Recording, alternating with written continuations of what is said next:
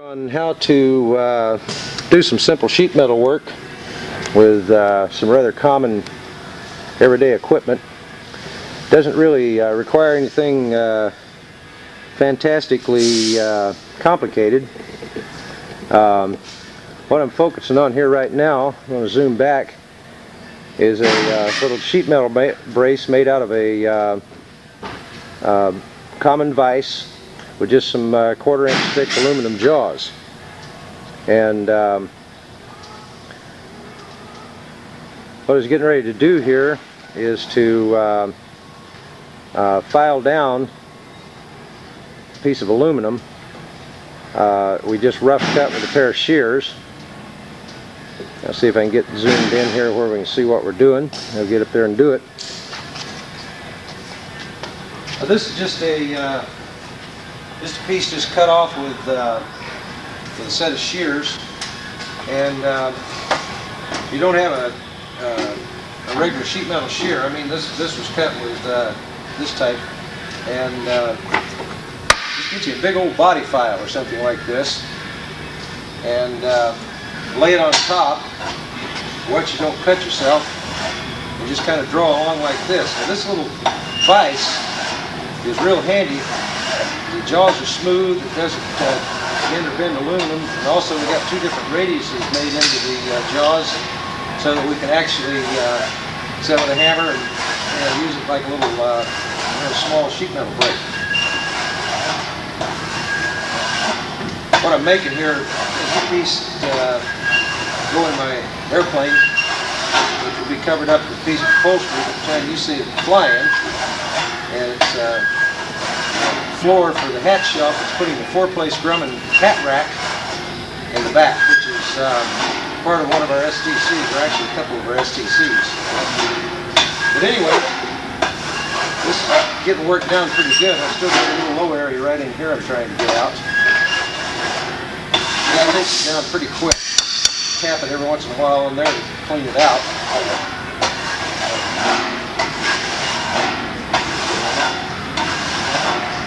I normally get a piece of sandpaper or emery paper, lay over the top of it, just wrap it right around the file actually, make a few passes down through to smooth it up once I get it down rough. And a few more strokes here, we should have it. Feel like Chef Wanamaker or something doing a cooking show. Put in a bunch of parsley and a little bit of iodine and oh well. Come on, you little sucker. You're almost down. Ready?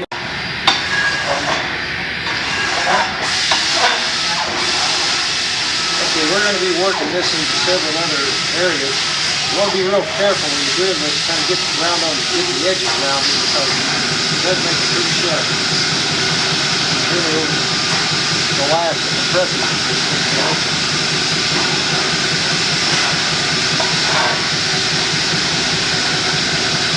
Okay, now I'm going to leave it this way. Around these sides of the edges just a little bit. Probably just knock it just a little bit so I don't cut myself on it before we get an opportunity to clean it down. But anyway, what we're going to do the other side of it, I just simply turn it like this. Use vise down here at the top to hold that. You put a pretty long piece of aluminum like this. As long as you push straight on it, just draw it down to it. The noise you hear out there, we probably played through our phone bill going up.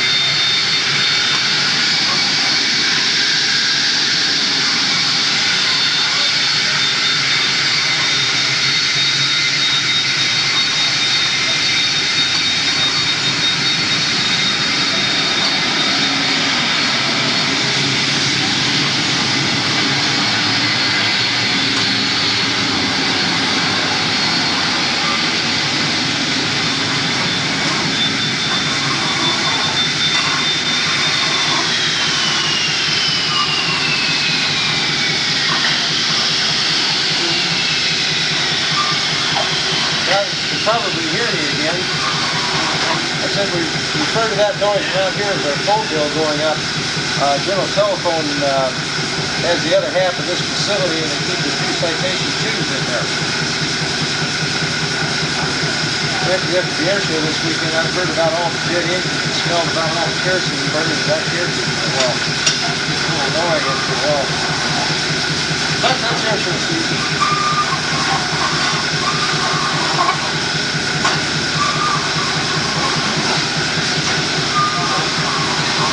There's one little bobble in here I'm trying to get out. All your methods is going to come down smooth.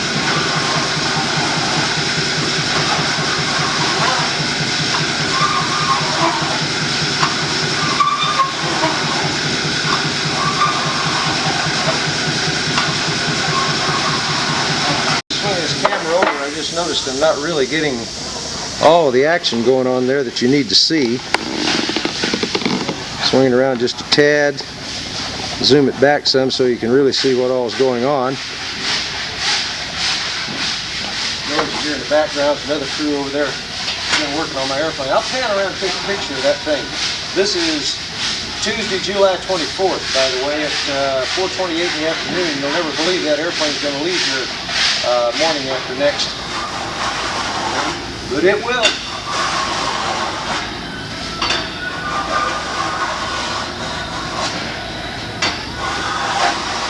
This is weird. I got a monitor set up behind this thing so I can see what's going on. I feel like I'm sitting here talking to myself.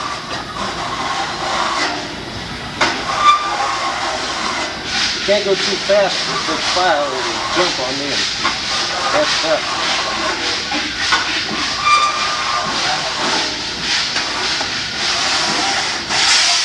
Okay, get to that one little bobble, we're alright.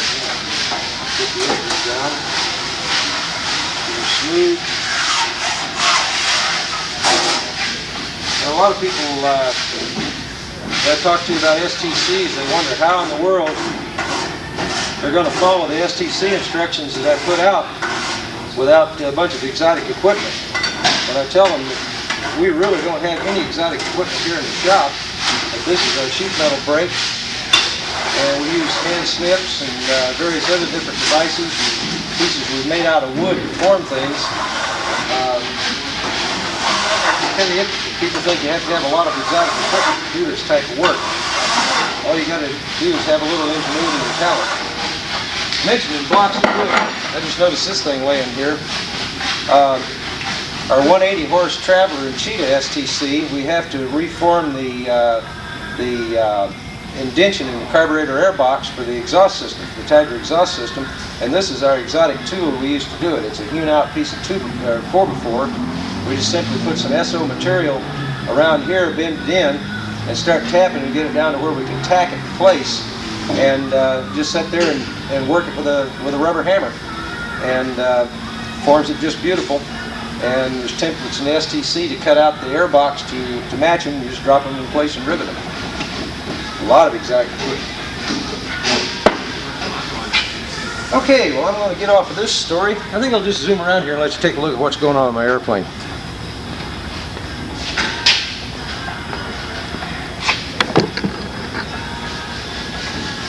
Get a tour of the AmeroMods shop here. Well, let's see if we can focus this thing down. Get the timing right on it. There it is, minus wingtips, soon to be minus complete tail feathers, and working down the dents in the cowling. When you're doing research and development, you don't use too much stuff brand new. Yeah, let's see if I can roll this little buggy cart up here to do it. It's another exotic piece of equipment. I should somehow or other dismount the camera and take a picture of this thing. I'm using a grocery cart, holding all the video equipment, and TV monitor setting up here. Now we'll zoom in over here and give you a little peek, see at what's going on. That's good buddy Vic Williams there manning the sanding block on the cowling.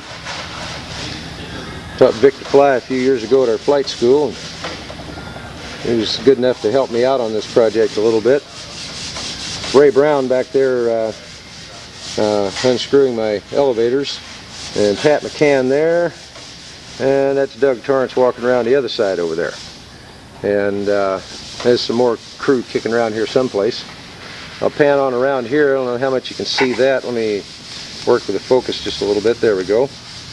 That's a little T-Cat that's getting a 150 horse conversion over there. And then as we pan on back a little bit here, you can see that's the parts room behind the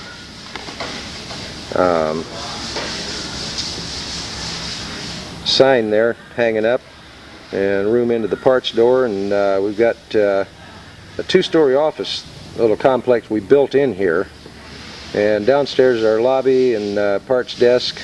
Upstairs is that's my office, the long skinny window you're looking at up there. And then we have a loft that goes clear on up top.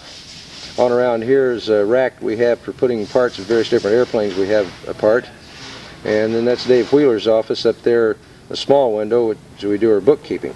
Now pan this on up, and up behind that valance up there is a storage area. You can see the ladder.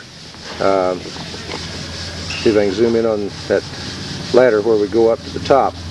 And then that big door opens in there into the thing. We set this up. It's a storage area. Eventually we'll enclose that area above there, above the parts room, into an office. Then there's a door there going over into the other hangar. But right now we've got a area in the end of this one that opens up so we can lift stuff up and down with the forklift. And rack over there to put propellers on and what have you. And then as we come on around here, we've got Ralph Molyneux's airplane, which we've had some pictures of, and the bench area back there of the shop. We got about 5,000 square feet in this bay, and then another one just like it on the other side.